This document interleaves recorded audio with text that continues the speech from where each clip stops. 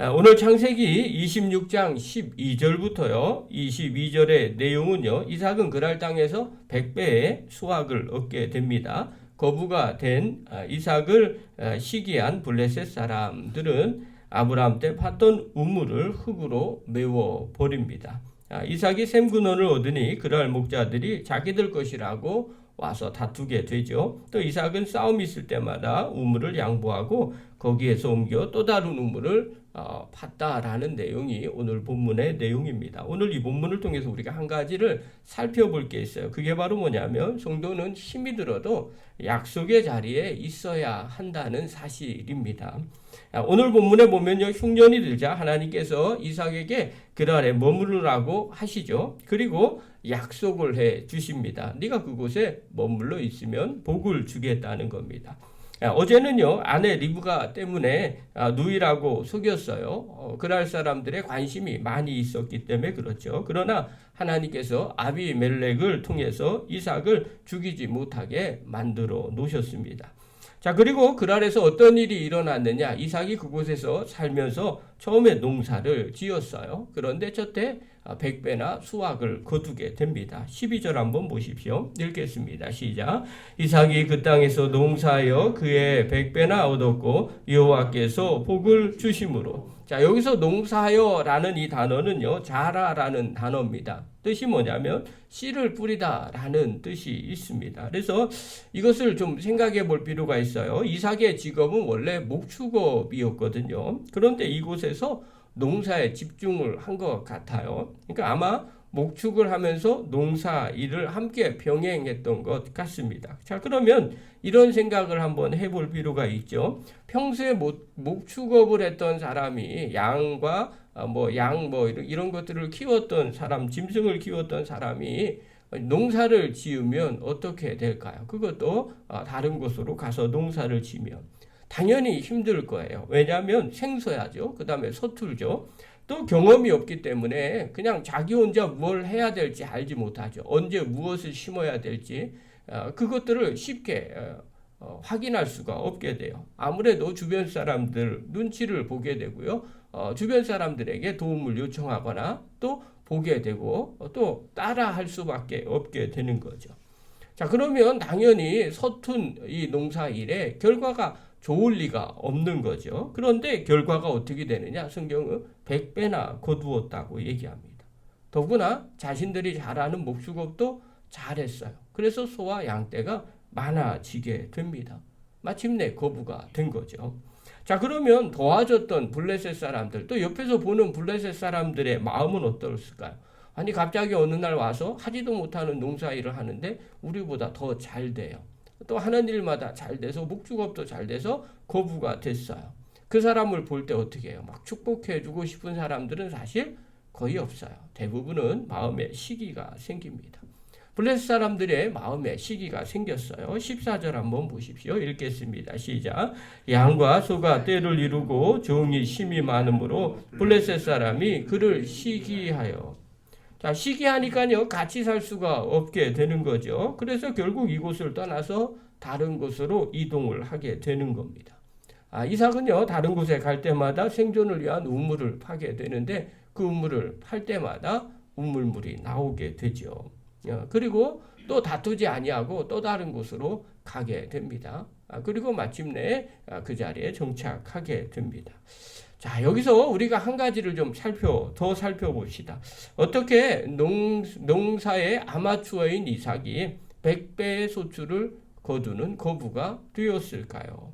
이 이유의 답은 12절에 있는 거예요. 12절 하반절에 보면 여호와께서 복을 주심으로. 여러분, 이게 정말 중요하죠. 그러면 이런 생각이 드는 거죠. 왜 하나님께서 이삭에게 복을 주셨을까? 어떤 분은 이렇게 얘기해요. 이삭이라는 사람의 특징이 다른 사람과 싸우기를 싫어한다는 겁니다. 그래서 평화를 존중하는 사람이라 하나님께서 그에게 복을 주셨다는 겁니다. 근데 그 말은 사실은 맞지 않아요. 왜냐하면 지금 다투기 전에 그 아래 있을 때부터 하나님이 복을 주신 거죠. 그렇기 때문에 이것 때문에 복을 주었다고 얘기하면 평화를 사랑하는 사람들은 다 복을 받을 거예요. 또 어떤 분은 이런 이야기를 해요. 이삭 자체는 원래 신실한 사람이라는 겁니다. 그래서 하는 일마다 아주 책임감 있게 신실하게 일을 했다는 겁니다.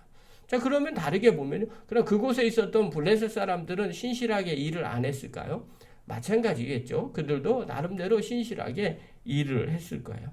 자, 이게 왜 이렇게 지금 질문을 하고 이런 생각들을 하고 있는가? 우리는요, 단순히 우리식으로만 생각을 합니다. 그리고 남들이 알고 있는 그런 상황 가운데서 답을 찾으려고 합니다. 이성적인 답, 합리적인 답이라고 생각을 해요.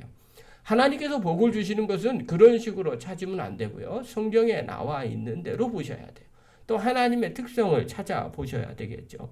하나님께서 복을 왜 주실까요? 뭔가 하나님이 복 주실 만한 것이 하나님 눈에 보였기 때문에 그런 거 아니겠어요? 이삭이 어떠한 행동들, 어떠한 태도들, 어떠한 모습인지 모르겠지만 하나님께서 그것을 눈여겨보시고 그에게 복을 주셨을 거예요.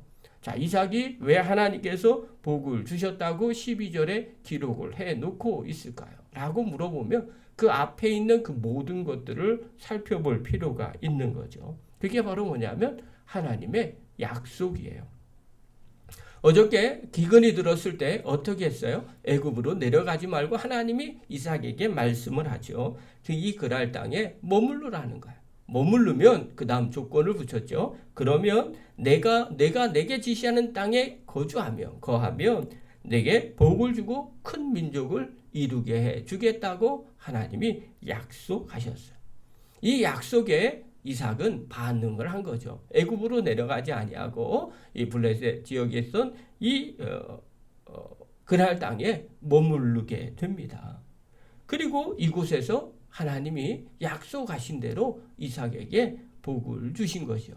그래서 100배나 거두는 은혜가 있게 되고요. 양과 소떼가 심히 많아지는 복을 누리게 되었던 것입니다. 사랑하는 성도 여러분, 우리도 마찬가지입니다. 하나님의 약속을 붙잡고 순종하면 이삭과 같은 복을 하나님이 우리에게 허락하신다는 겁니다. 그렇기 때문에 우리가 어떻게 하나님의 은혜와 복을 누려야 될까요? 세상적인 방법을 추구하는 것이 아니라 하나님의 방법을 추구하셔야 됩니다. 하나님이 주셔야 되는 거고요. 또 하나님이 주시는 복이 진짜 복이라는 거예요. 자, 우리가 올해 교회에 하나님이 우리에게 주신 약속이 있어요. 이 약속은 다시 회복하라는 말씀입니다. 자, 그러면 이런 질문을 하나 여러분들이 던지셔야 돼요. 왜 하나님께서 다시 회복하라고 하셨을까? 그냥 회복만 하면 땡인가? 아니라는 거예요. 다시 회복하는 역사가 임할 때, 또 그것을 위해서 애쓰고 수고할 때 하나님 우리에게 회복의 은혜를 부어 주실 거라고 약속하시는 거예요. 그것은요, 곧 하나님의 은혜와 복이 우리 가운데 임하게 될 거라는 거죠. 그러므로 우리가 해야 할 일들이 있어요. 하나님은 그냥 명령하지 않습니다. 그 명령을 통해서 또 약속을 우리에게 부어 주시죠. 말씀을 붙잡고 순종을 하면요, 그거에 대한 하나님이 우리를 회복시켜 주는 것뿐만 아니라 하나님의 복을 허락하여 주실 겁니다. 또 예배도 회복해야 되죠. 그걸 위해서 열심을 내셔야 됩니다. 또 기도도 열심을 내십시오. 말씀을 읽는 것 열심을 내시기 바랍니다. 전도하는 것, 또 주의 일하는 것 열심을 내시기 바랍니다. 거기에서 끝나는 것이 아니라 우리가 회복되는 것뿐만 아니라 회복으로 말미암아 하나님이 주시는 놀라운 복들을 우리가 누릴 수 있게 되더라는 겁니다. 그러므로 사랑하는 성도 여러분, 또 영상을 보는 귀한 성도 여러분, 우리가 하나님이 주시는 그 말씀 가운데 힘들어도 거하셔야 됩니다. 그 말씀을 지키고 애쓰고 수고할 때 하나님은 그 약속을 지키는 자에게 반드시 하나님의 복을 부어 주십니다. 저와 여러분이 그 복을 누리는 믿음의 거룩한 종들 되기를 간절히 축원합니다.